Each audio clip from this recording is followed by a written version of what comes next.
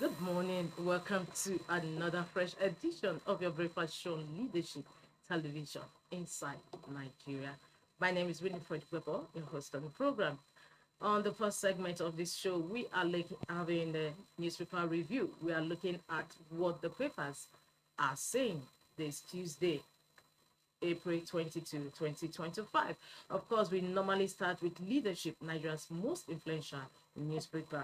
Incidentally, all the papers, or almost all the papers we have on our lineup today, are carrying the story of the late Pope Francis. And leadership is no exception. Let's go to leadership and see what it has on its menu this Tuesday. Leadership says 138 cardinals to elect new pope as Francis dies at 88. 18 Africans to participate in selection process. Ghanaian toxin, 9 others among contenders.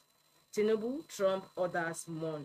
We will take that leading story once again. 138 cardinals to elect new pope as Francis dies at 88. Leadership newspaper is already looking ahead because you have to elect a new pope, and those to do that is 138 cardinals and 18 Africans to participate in selection process. Ghanaian toxin, 9 others among contenders. Tinubu, Trump, others mourn. And we have the picture of Pope Francis beneath that leading story, just like we have in other papers. But leadership also captured a timeline of his head. Let's look at the timeline of the Pope Francis health. March 2023, he was hospitalized for infectious bronchitis. June 7, 2023, underwent intestinal hernia surgery. November 2023, he suffered lung inflammation. December 2024, suffered a fall at his residence. January 2025, he fell at his residence. February 14, 2025, suffered severe respiratory infection. February 26, 2025, he suffered a bronchial spasm. March 2025, removed from mechanical ventilation. April 20, 2025, made final public appearance at St. Peter's Basilica. April 21, passed away at his residence, Casa Santa Marta. Adieu, Pope, may so rest in peace. Now we'll move on to other stories gracing the cover of leadership this Tuesday. Dangote spends 31 billion naira on food programs.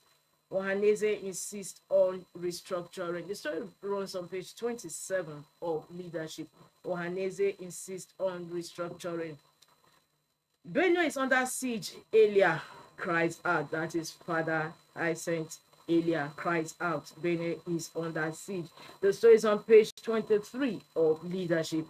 And on the business boss of leadership newspaper, on the cover, we have after 40 years, Minna Airport commences commercial flights.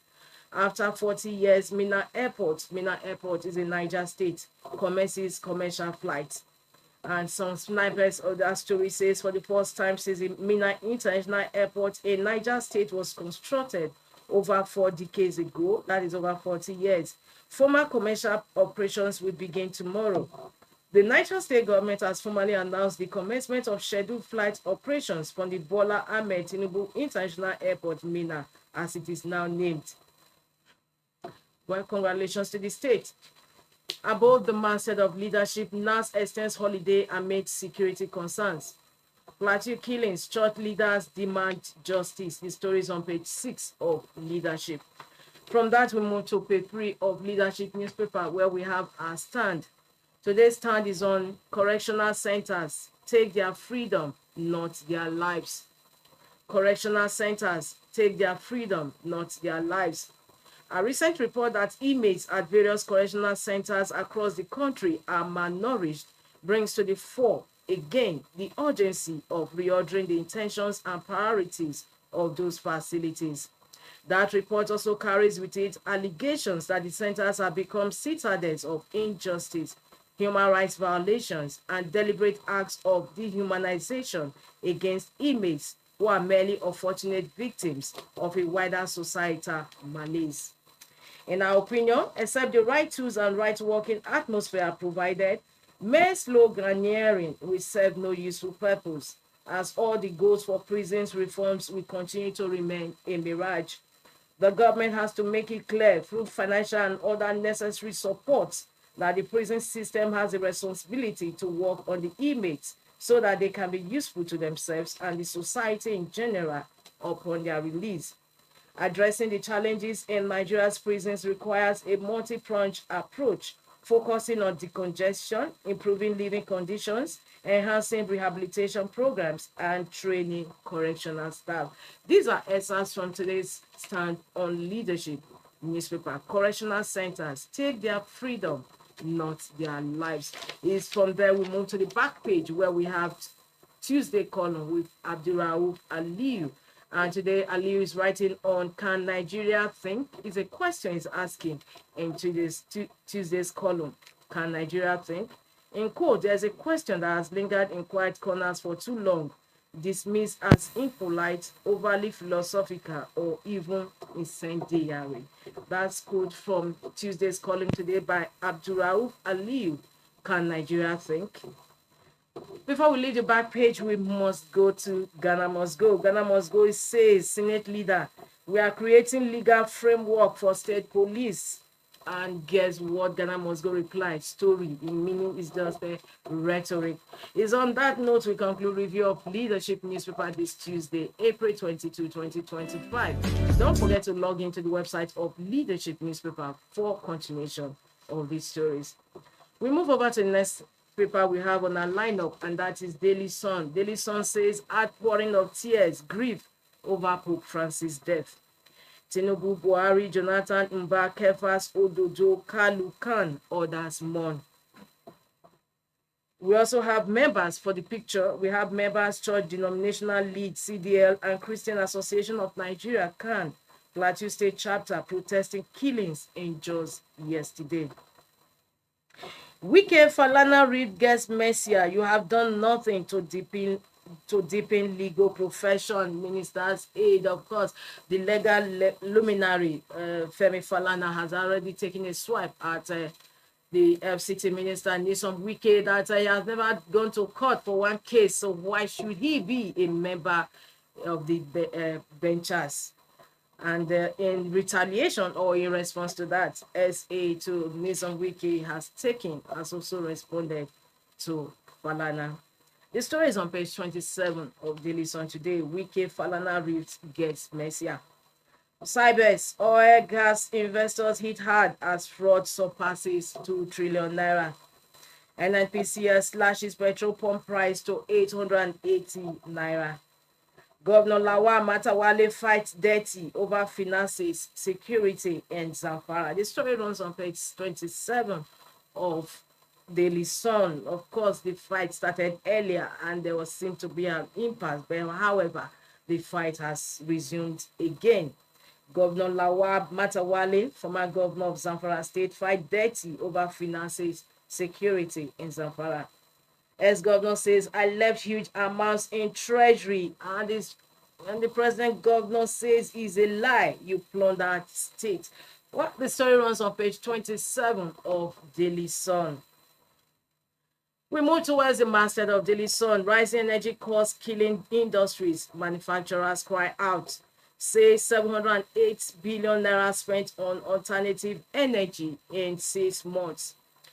Beside the masthead of Daily Sun, killings, Plateau Christians in mass protest in Jos, Mutwang meets stakeholders who were excluded from Pali, Magban. The story is on page 5 of Daily Sun newspaper. We also have the picture which goes with the story, gracing the cover of Daily Sun this Tuesday.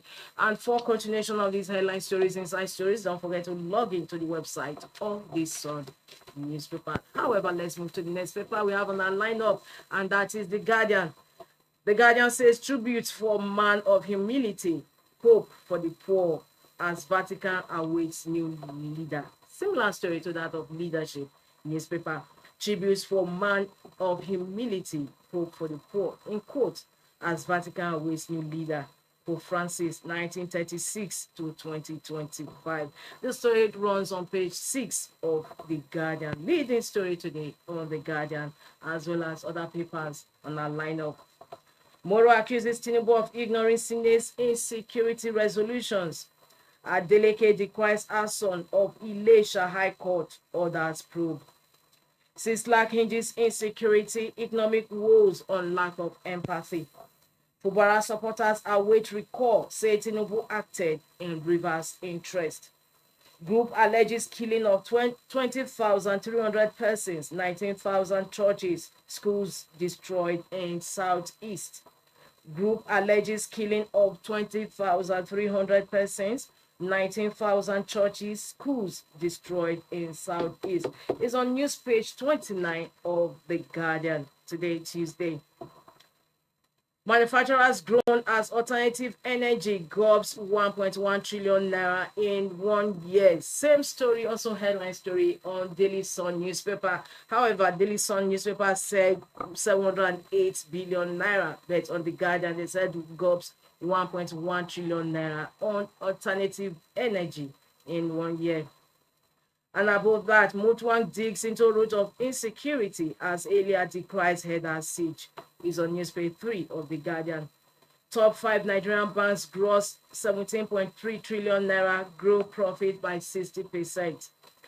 2027, Obi could be president under PDP, says Showmi, is a story that news runs on page 3 of The Guardian. It's on that note we bring to a close the review of front headline stories on The Guardian newspaper this Tuesday. For more, don't forget to log into the website of The Guardian, www.theguardian.ng.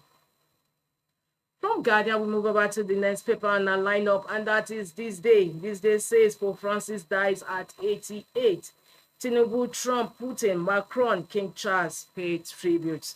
Vatican reveals Catholic head died from stroke, heart failure. Also, just like other papers, we have the picture of Pope Francis underneath that story. Above the masthead of THISDAY, despite economic challenges, 10 banks granted 65.6 trillion naira loans to customers. Oil and gas general commerce dominate exposure. S&P naira depreciation inflated amount of loans. Forecast 25 to 30% average loan growth in 2025. Tinubu back in Abuja after over 2 weeks of working visits to France and UK. Is on that note we conclude review of front headline stories on THISDAY newspaper this Tuesday, April 22, 2025. For more, log into www.thisdaylive.com. From THISDAY, we move over to the last paper on our lineup for review this morning, and that is The Punch. The Punch has different story altogether as its main story. It says Tinubu to meet service chiefs over rising killings. President returns from France, UK. Presidency blames governors for worsening insecurity. Protest in Jos, just like we have in Daily Sun. We have the picture of protesters in Jos yesterday. UK records 22,000 Nigerian asylum seekers. Cameroon's 5 worshippers killed in Easter crash. NAF inducts first female military school graduates. Beside the masthead of The Punch, NNPCL says 336 billion naira crude to Dangote foreign refiners report. Local refiner buys 32% of NNPCL crude in first quarter. Above the masthead of The Punch, electricity failures inflate manufacturers' generator bill to 1 trillion naira. Japa federal government targets ghost workers in fresh payroll audit. Tinubu world leaders mourn as Pope Francis dies at 88. With that, we conclude review of front headline stories on The Punch newspaper this Tuesday. For more, log into www.punchng.com. It's also on that note we bring to a close the first half of this newspaper review. Don't forget to join us and stay tuned for the second half of the program. Don't go away. Stay tuned. Okay. Oh, we unfortunately regret to announce that our Tuesday guest is not in the house today. Hopefully, by the same time next week he will come. But however, this is where we conclude today's Inside Nigeria, brought to you on Leadership Television. Don't forget to join the station for news on the hour. My name is Winifred Weber. Thanks for joining us. Thank you for watching. For sponsorship and advert placements, please contact 080-3688-6158. Last Word Leadership Podcast Studio. You have the last word.